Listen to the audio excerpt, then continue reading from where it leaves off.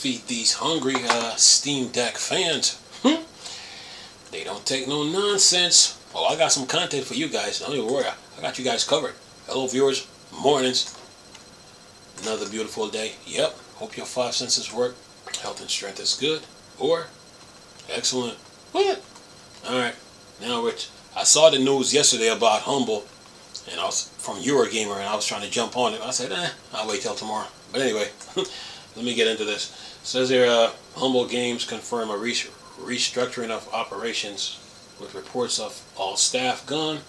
Tough times for indies, as Humble Games have confirmed they've done a restructuring of publishers, with previous staff saying everyone has been let go. This does not affect Humble Bundle, Humble Store though, as they were separate. Reporting comes from yesterday, with various ex-staffers posting on LinkedIn, like Emily Kiefer, who was a senior QA at Humble.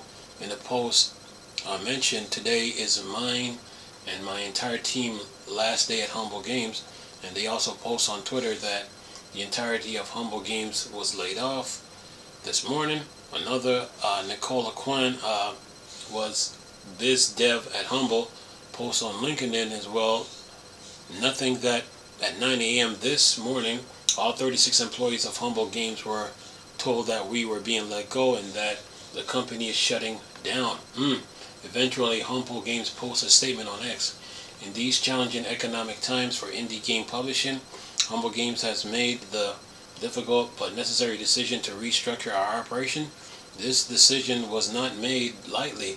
It involved much deliberation and careful thought, with the goal of ensuring the stability and support of our developers and ongoing projects. Additionally, restructuring of operation at Humble Games will have no impact on operation at Humble Bundle. We are acutely aware of the profound impact the decision has on our team members at the Humble Games and deeply empathize with everyone affected.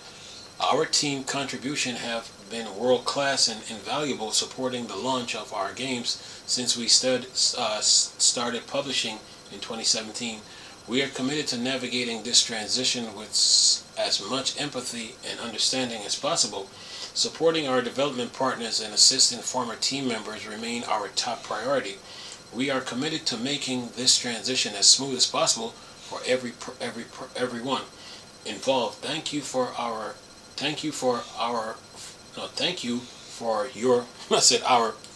your support and compassion during this challenging period. It is deeply appreciated. Then he says, the website Aftermath managed to obtain a recording of a meeting where everyone was let go, and they were told that a third party named Powell Group will be finishing up any remaining projects. Chris Radley, a former creative lead at Humble Games, but left in 2022, but didn't hold back on their LinkedIn post mentioning of no staffs are left. I want it to be made abundantly clear, this is not a restructuring of operation. This is a total shutdown of Humble Games operation. Have been handed off to a third-party consultancy. No staff are left. Do not believe in this AI message written by the parent company of Humble Games, Ziff Davis, who are trying to mitigate pushback. This was once again a failure of leadership across the board, and once again hard-working talent staff are paying the cost for their poor decisions. Every ex-employee is being gaslit by this narrative, and it is so disrespectful. And then it says, it is worth noting that Humble Games and Humble Bundle are owned by IGN parent company Ziff Davis, who also recently acquired Game Network, including RPS, Eurogamer, VG, Video Games 24/7, and more. And then fired a bunch of staff too. Oh, they're talking about, and they're forgetting to put Digital Foundry in the mix too. Anyway, yeah. Yeah. Critical times, folks. Anyway, yeah. Anyway, let me keep moving here. These Steam Deck fans want their news. They're like, okay, Chris, where's the news? Stop playing. Anyway, let me get going here. Yeah. They said, okay, here's another one. Check out the demo for Coleridge, a Wild West turn-based exploration game. Uh-oh. What is this? Made with Godot engine, Cold Ridge is a cowboy-themed Wild West turn-based exploration game that looks really worth your time. Coming from the Paris-based team at Frog Collective, this is their first time. Step into the rugged boost of your prospector and venture into the untamed wilderness of Cold Ridge, a land shrouded in mystery, plagued by sinister curse. Your mission: uncover previous resource, tackle intricate puzzles, strategical manage contracts to maximize your gain, unveil enigmatic secret of guild and their grip on Cold Ridge. Is this captivating adventure? And then it says explore untamed wilderness, high risk, high reward, master movement and planning, unlock new characters, and you can check it out on Steam. It should release sometime late this year. All right. Yeah, you Steam Deck fans you got plenty of games to play. All right. Now, what else we got? Let's see here. What else we got? Here's another one. In Hollow Survivor Prologue, you play as one of the few remaining sane Hollows. Hollow Survivor's Prologue is out today, giving us a slice of what to expect from this roguelike dungeon crawler, where you play as one of the few remaining sane Hollows. Since it's a prologue, it's more like a standalone demo, but it seems to be worth a look and offer native Linux support too. While you may be thinking, oh no, another Survivor? But not quite. While it certainly has some elements of popularized by Vampire Survivor that it seems like half of the indie world is copying, like picking random upgrades, it's a lot more than that. This is a seriously stylish, atmospheric dungeon crawler. Well, more like a tower crawler in the case with huge climbing stairs after each area is defeated to ascend higher. Kind of like Castlevania. Anyway, and then it says grab it free on Steam page. And this is called what is this called again? Hollow Survivor. Yeah. All right. Next piece of news here. Keep moving. The Steam Deck fans want their news. Okay, J-Sox. Oh, you're back. All right. What you got? Let's see. This new detachable J-Sox dock will fit a Steam Deck, ROG Ally X, Legion Go, and more. It says you have to hand it to J-Sox. They have something for everything at this point. And they just launched their new 6-in-1 J-Sox dock that can be pulled apart, compatible with Steam Deck, ROG Ally X, Legion Go, and no doubt many others if they all fit. If you're somehow still in the market for a handheld device dock, despite them being everywhere and J-Sox having 1, 2, 6, etc. models, here's another choice for you with the 6-in-1 multifunctional docking station.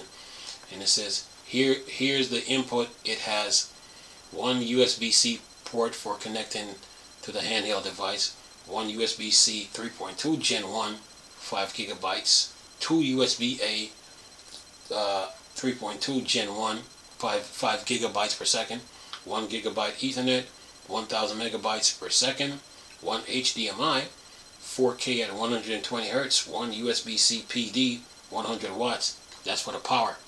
And then it says at $45.99, it seems like a really good deal for what you get.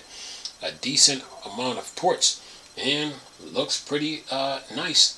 The unique point about this one, the hub part that takes all the input can be pulled out of the base of the dock, so it's quite portable overall. Make me think perhaps they might eventually sell upgrades for the actual input hub part of the dock to just slot it into the base. At the price though, they will probably just make a whole new one. J-Sox. Yeah, and I'm sure J-Sox is sitting there waiting for the Steam Deck too. Yep. Let's see. What else we got? Okay, huge factory sim, Shapeheads 2 release August 8th, 15th with over 300k wishlist. Alright. Says here, it's almost time to get cutting shape, and early access release of Shapeheads 2 coming August 15th. Their press team mentioned the developer has managed to build over 300,000 wish lists, so it's at this point pretty much guaranteed to be a success early on. Create sleek let's say slick space factories to break shape down and form completely different ones with infinite resource, no construction costs. Everybody can enjoy the game and solve production puzzles at their own pace. It really does look and sounds like a great evolution over the first game. And it says here, Tobias Springer, co-founder of Tobs Game, says, "We're proud to have reached the point where Shapeheads 2 is ready to be released in early access. The game has already offered a player a full-fledged experience worthy of a full launch. Now we're going to take the time to continue polishing the game and add more content until we're completely satisfied with what we're created. We're thankful for our passion community that is just as invested in this as we are and will help us shape the game even further during the early access period. Without our players, we could not have made it this far to begin with." And then it says, features available: multi-layer 3D factories, trains, research systems, new shape mechanics, blueprint libraries, all new visuals, fluids, animation, open buildings, easy editing, and undo redo. So multi-layer 3D factories design and optimize your factories in a whole new dimension. Trains connect distant station with networks of space trains. Research system, unlock buildings, mechanics, and upgrades, and all new tech trees. And then for new shape mechanics, discover new shape types with unique properties and logic. And blueprint library, save, load, export, share factory design blueprint with anyone. And all new visuals, build factories and station in a stunning immersive space environment. Fluid, use different types of liquid to process shapes or boost production. Animated open buildings, see what's happening inside the building in your factory. Editing, easy editing, cutting, cloning, rotating, destroying sections of your factory has never been so intuitive. And then undo redo, gain the ability to undo redo unwanted operation. That means if you build it, you don't like it, start over. Anyway, it says you can follow on Steam page. The base price will be $24.99 /$24.99/$20.99 with a 10% discount for the first 2 weeks. Yes, Shapeheads 2. Get ready. Alright, now, what else we got for you little Steam Deck nerds? Alright, let's see what else we got. And you Linux gamers. Let's see, what's this one? Besiege, the Splintered Sea expansion gets more levels in the latest update. See? Updates are rolling in. Yeah, anyway. What it says, Besiege, the Splintered Sea expansion was already really clever, and now it's just that little bit bigger and better thanks to a recent update. The new update brings with it 5 new levels, allow you to dive deeper into the intricate world of Besiege, designed to expand your creative and engineering capabilities. There's also a whole bunch of bug fixes plus other additions like improved accessibility. The new levels include Sunken Stronghold, destroy the fort, Stormrunner grave, seal and bury the cargo, Iron Weave passage, race to the end before the gate close, feeding frenzy, defeat all of the sharks, devouring pits, defeat the krakens. So now overall there's 15 level instead of 10. Always nice always nice to see free additional to a DLC like this. And then it says, yeah, it says here, Besiege Splinter C is available on Steam for $8.99. Then it says, seems like players are enjoying it with a very positive rating on Steam. Besiege as native Linux support and is rated what? Steam Deck playable. Yeah, you guys are spoiled, man. Yeah, you. Anyway, I got you guys covered, man. Alright, last two pieces of news here and then try to put this video out. Let's see here, what do we got? Okay, Horticular, a beautiful, relaxing, gardening, restoring game, is inspired by Viva Pinata. Yeah, for all you farmers, you like to plant flowers, huh? We got a game for you. Alright, let's see here, what's this? See here, Horticular is a beautiful, relaxing, garden restoring game inspired by Viva Pinata, inspired by parts by both Viva Pinata and Roller Coaster Tycoon in Direction Games and Sludge Disco. Just released Horticular as it's as sweet as they come. Note they provide by publisher. For a cozy game fan, this is absolutely the one for you, especially if you are a bit of a green finger. I myself am not. I kill every plant that ever give. He said I kill every plant that ever given to me, but at least for now I can do it totally safe and not have to feel bad about killing yet another cactus. He said, here you have been magically summoned by mysterious genomes to restore a long-lost garden.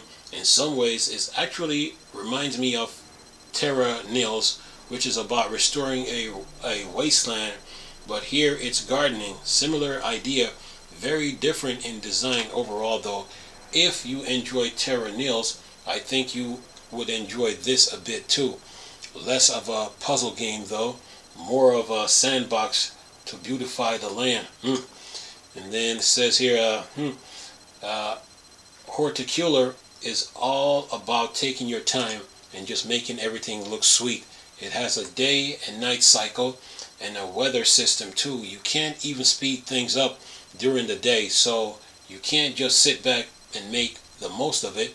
You do have a real sense of purpose here, though it's not just idle buildings. As you progress, you unlock more and more, eventually get some animals to arrive, ensure they have everything they need to.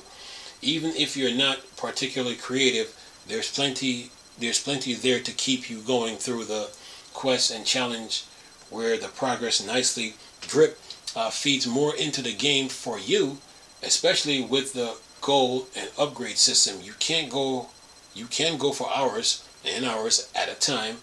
And for those who are creative, the sandbox mode is for you, where you don't have to follow the story along. It has native Linux support that works without issues, and well worth a purchase if you love more casual games. Really does allow you to just zone out and get fixing up the place. Yeah, it sounds like a game for maintenance people. Anyway, let me keep going here. Alright, last one. And then we're done here. Time to put this news out. Yeah. I got you guys. Alright. It says here, top-down Terraria-like Necessity gets a huge graphics update. August 10th. See? Updates are rolling in. Yeah. Says Necessity is an impressive game, but graphics were a bit on the plain side. This changes dramatically on August 10th with the exciting graphics update. Very much a play it as you want it game. A lot of top-down Terraria, even with elements of village buildings with NPC helpers too, with a sprinkle of RimWorld even. The indie developer Fair Games APS expanded on and pulled into new artists, and this works has been in progress for at least a year, so it's great to see it finally arrives. And then it says that actually looks a huge amount better. The developer actually announced that last year that it had sold over 1 million copies, so no doubt this will help pull in even more players new to the world. Necessity has a native Linux support and is Steam Deck verified. You can buy it on who? Steam. And that is that. So you Steam Deck fans, you're covered. News, deals, games, updates, the usual. Yeah, and J-Sox got you covered too. So that's all I got for the news. I'll keep you guys up to date on what's going on. I got 2 videos before this to drop too, so that I already did. One on Crash Bandicoot for Game Pass, supposed to be coming out August 8th, and then one from the other one is about the blue screen of death. You know, I did a video on that. You know, that happened about a couple days ago. You know, so yeah, I'll leave all those videos for you to watch and enjoy. So have fun, folks. Anyway, hope you guys enjoyed the video. Nice talking to you people again. Chris, still a Star Wars and Star Trek thing. Board, Dark Side. Go. Peace.